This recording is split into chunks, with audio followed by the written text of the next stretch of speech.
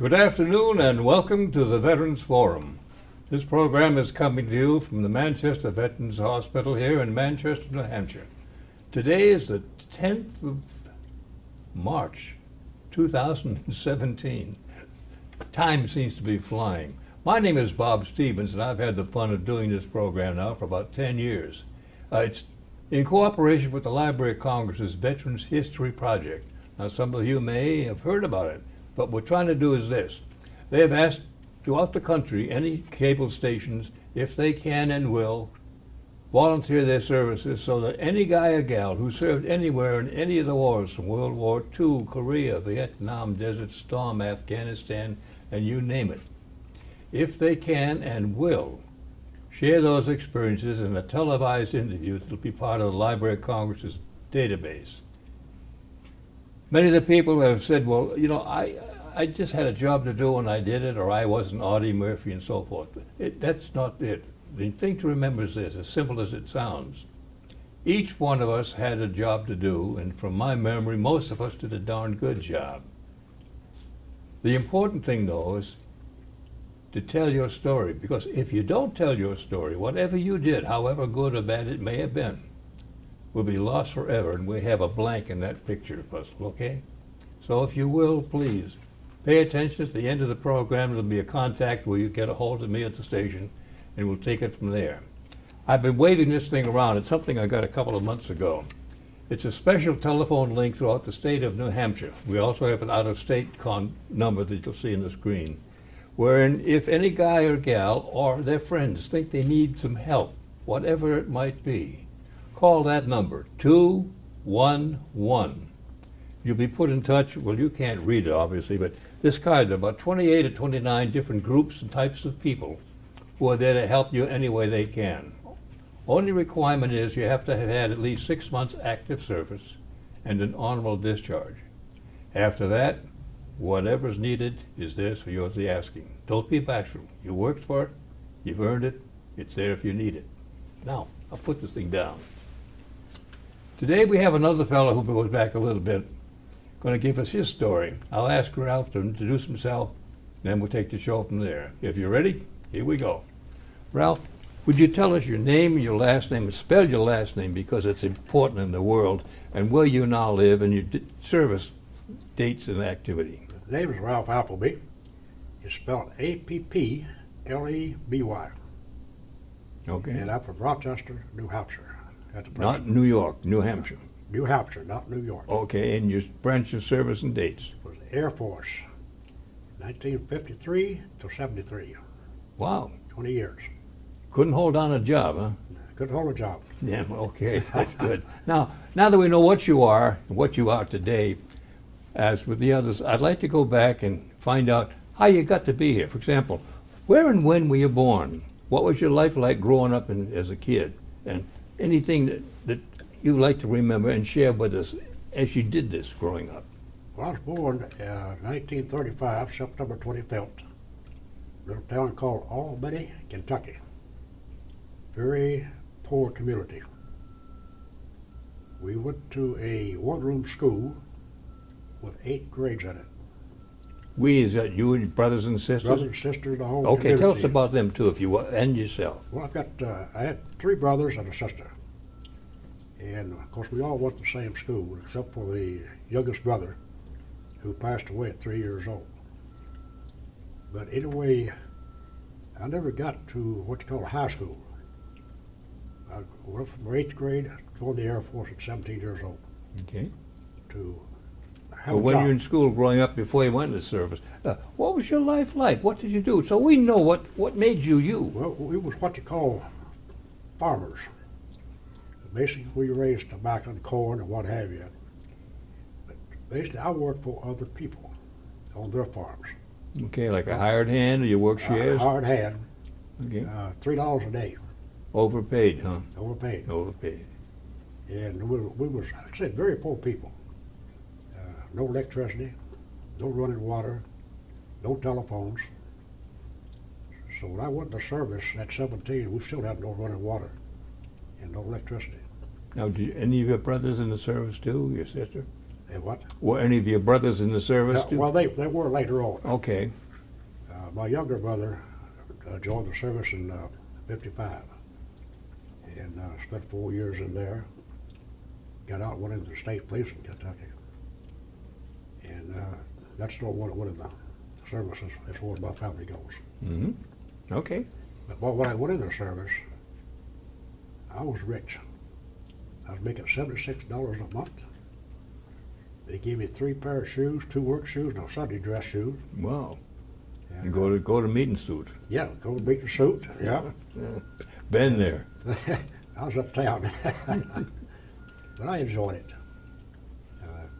Did you volunteer to go in, or were you going to feel you're going to be drafted and you went in? No, you just to get away I from. volunteered.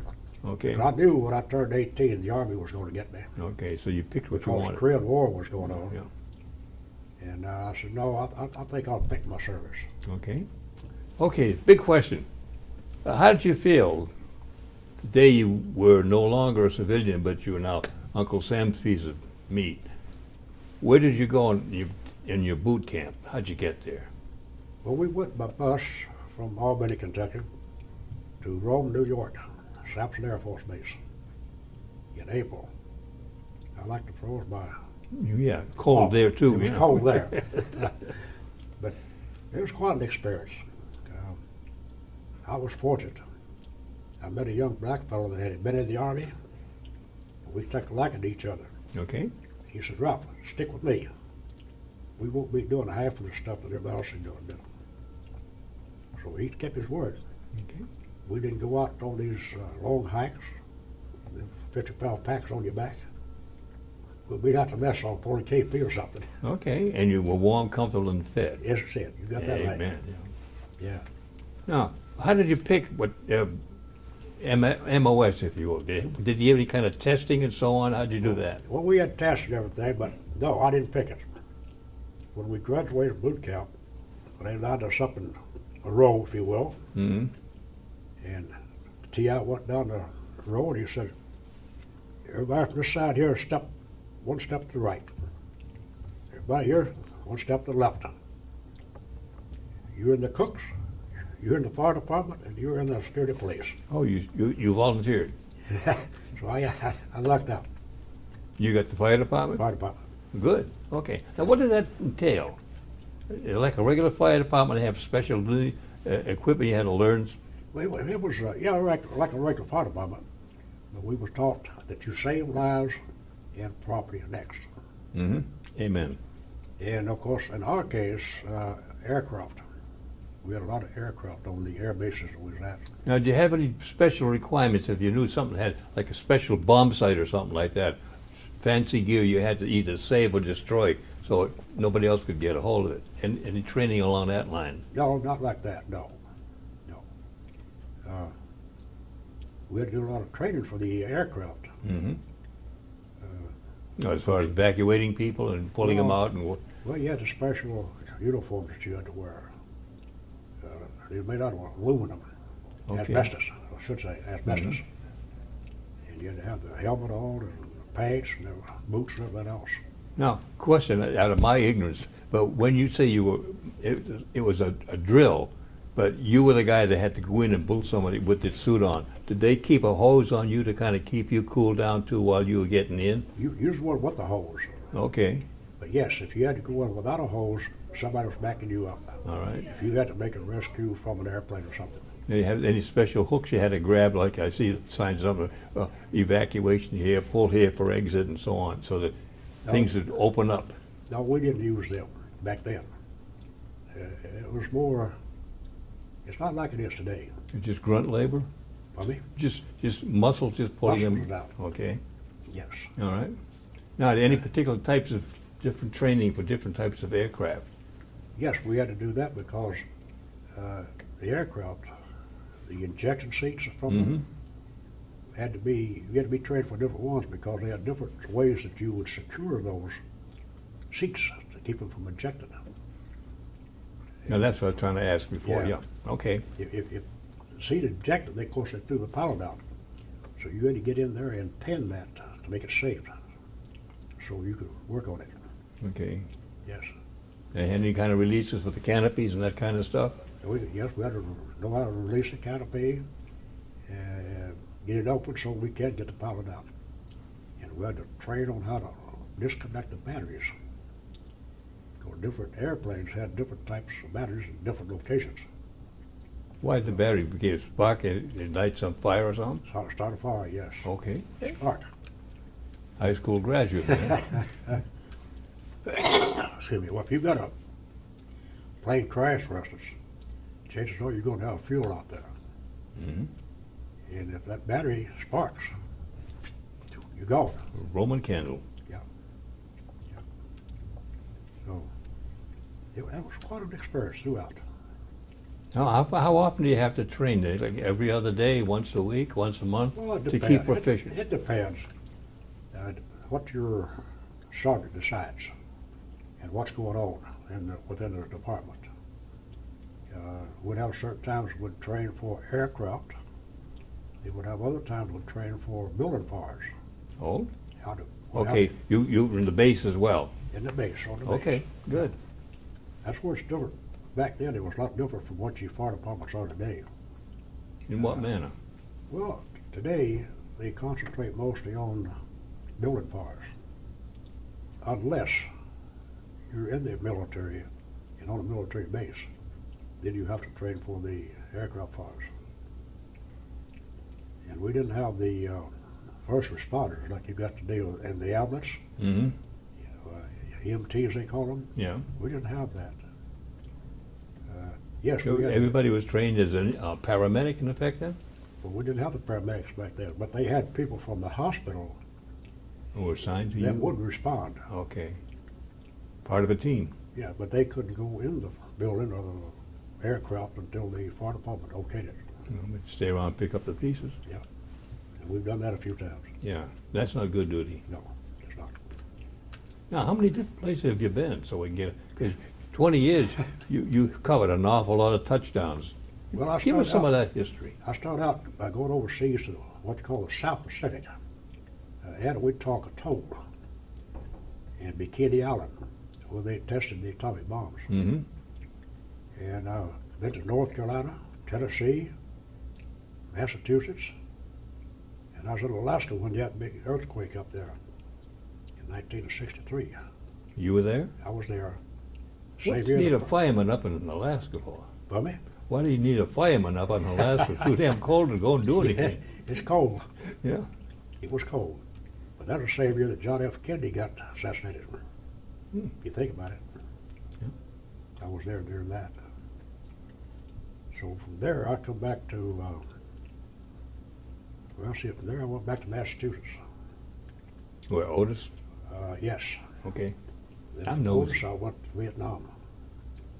Now, how was your tour? One tour, two tours? Just one.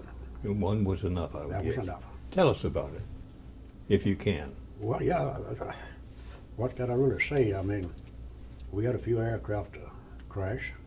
Were you at Da Nang? No, I was in a place called not Isleston, Tuiwa. Okay, it doesn't ring a bell, but Yeah, it's a small place Okay. south of Tonsalute.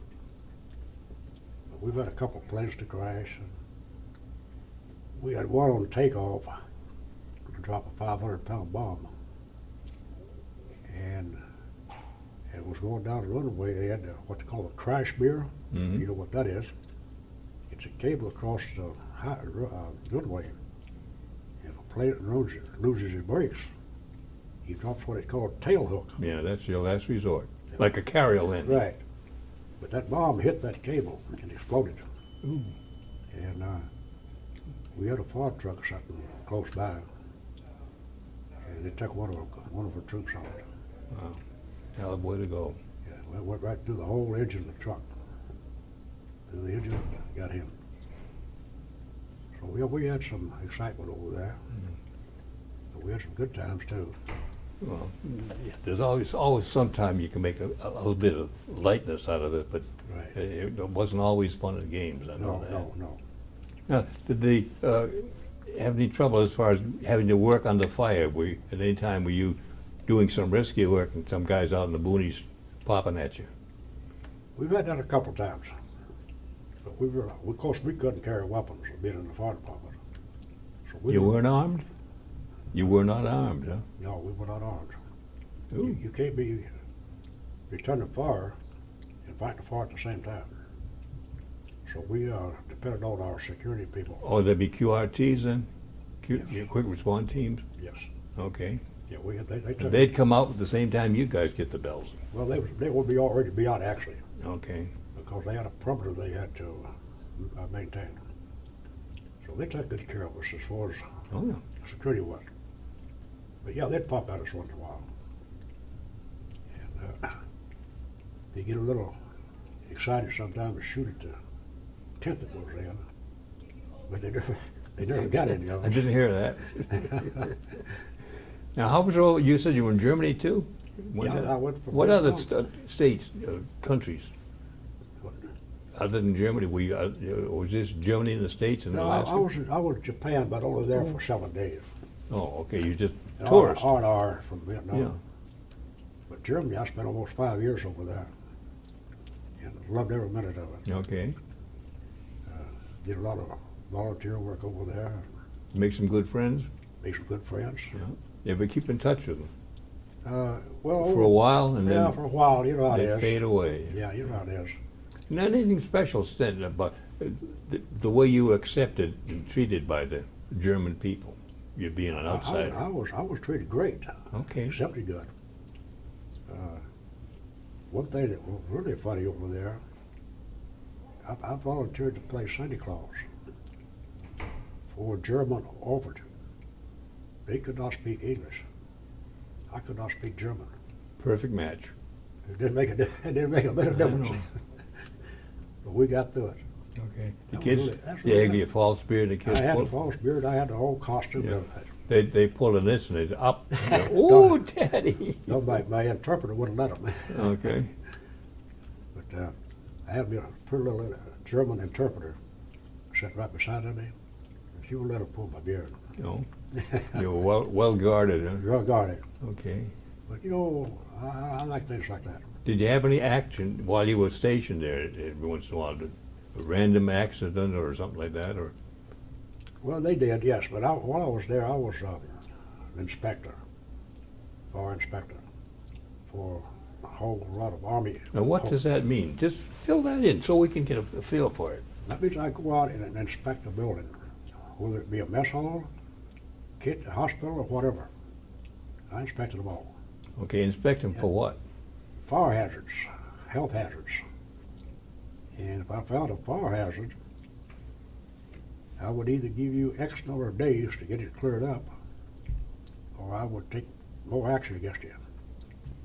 And especially hospitals and Oh, yeah. mess halls. You had to be real strict. You couldn't have a lot of trash sitting around. You couldn't have stuff too close to stoves or heaters or anything like this. How about butt boxes?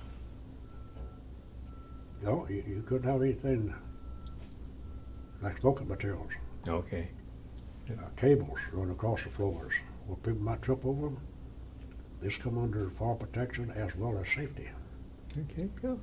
So, and you know, if you didn't get it corrected in so many hours or days, depending on what it is, we'd send a report to your commander.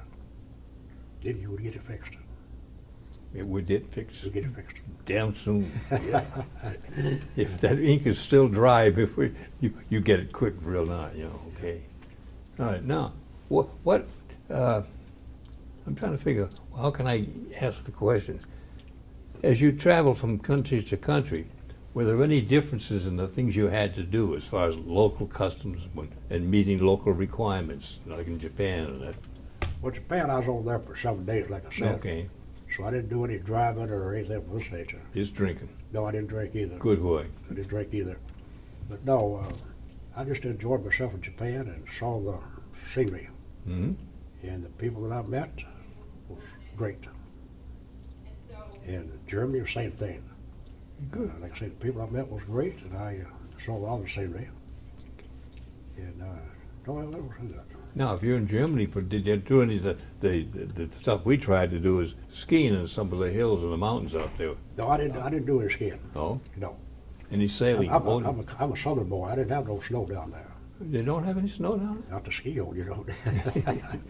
Put bourbon on top of it. It tastes real good. I'll clear. But no, I took some tours and saw some of the castles and grapevines and all that stuff, you know. You ever take one of those boat trips they have up and I down? took The one Rhone to the down Rhine? Rhine River. Yeah. I took 2 or 3 of them. Tell us about that, because I've always wanted to try that. Yeah, it was beautiful, beautiful. Now, I did have some that good German beer while I was there. No. Yeah. I'll be damned. Japan I didn't drink, but I took some German beer. Uh-huh.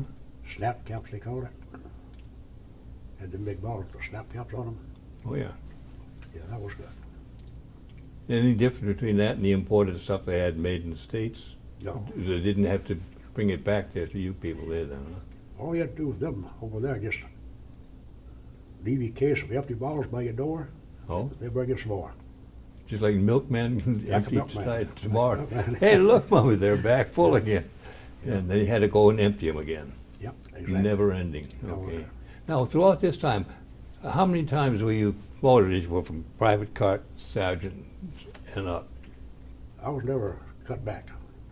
It took me a long time to make sergeant. Okay.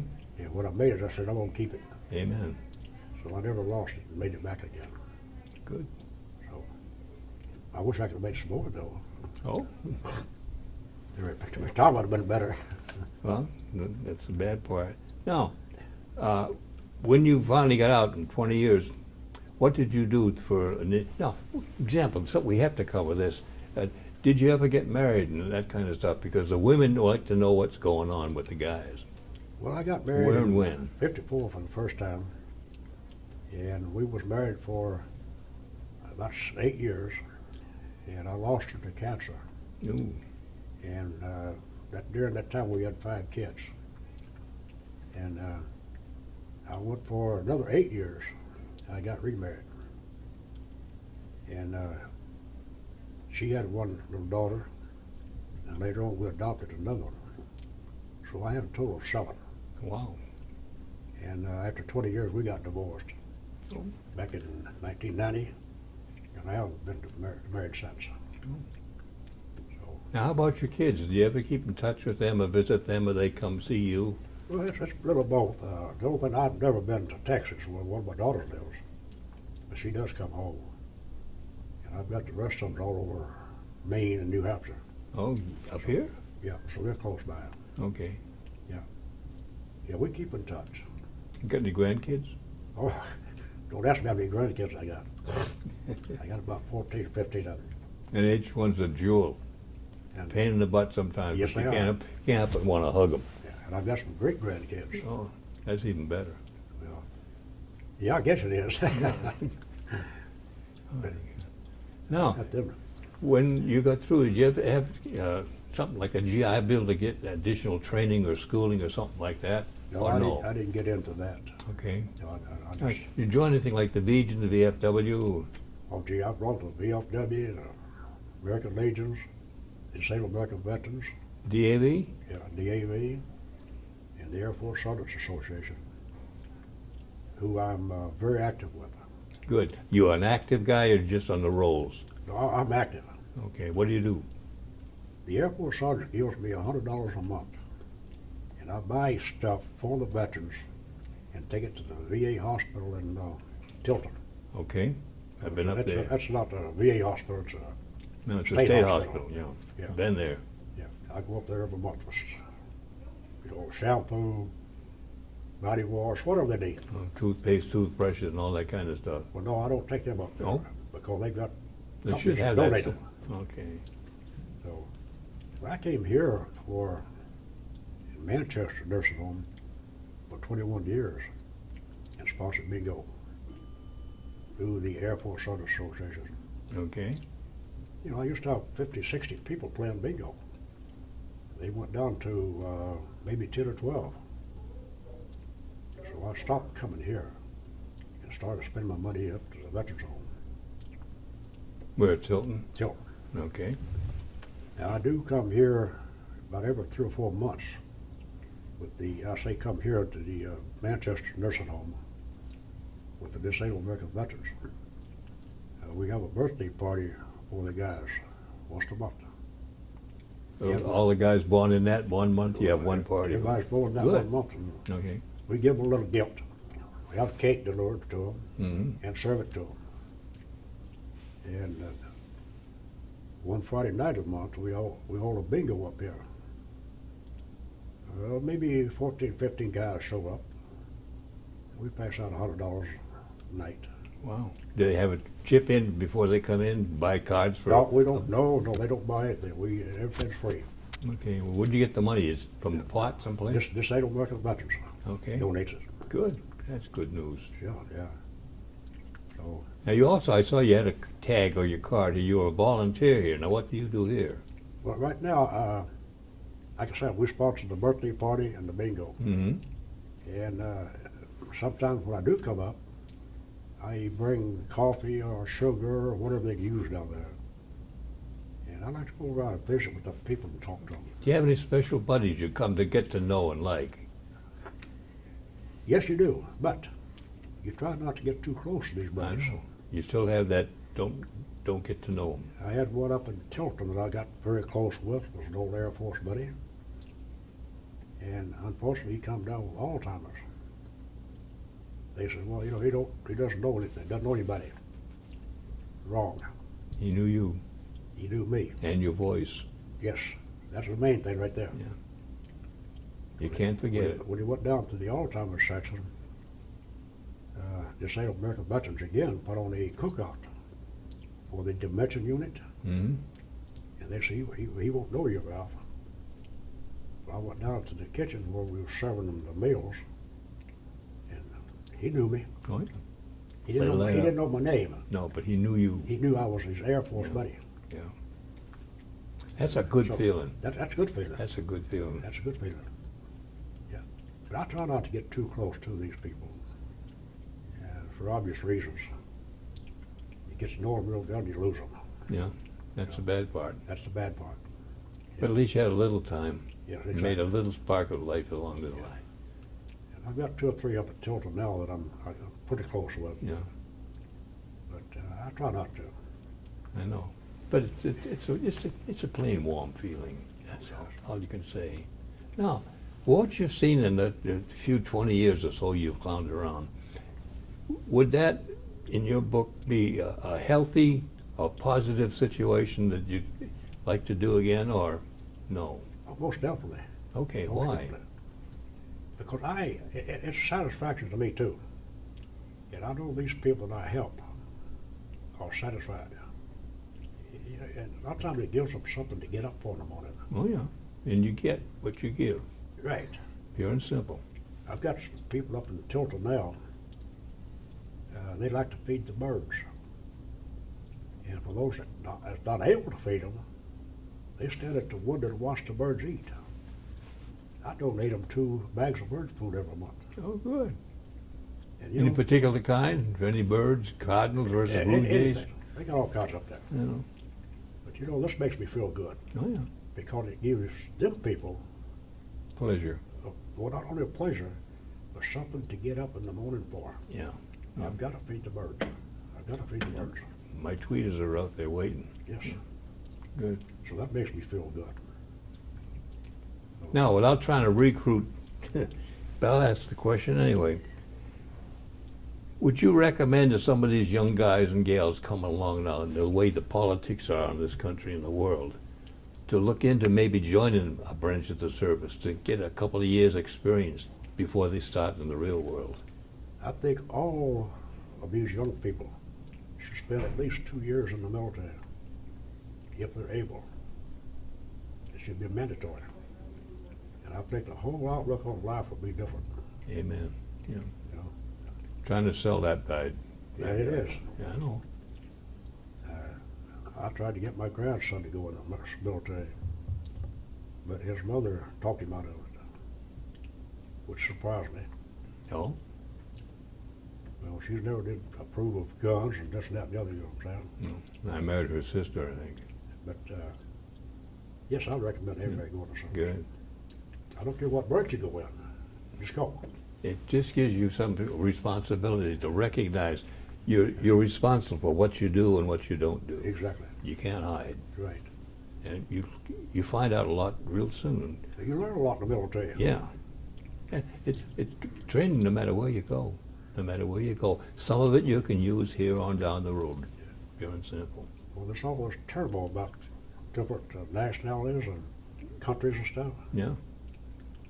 You'll learn that there's good people and bad people. No matter where you No go. matter where you go. Amen. Yeah.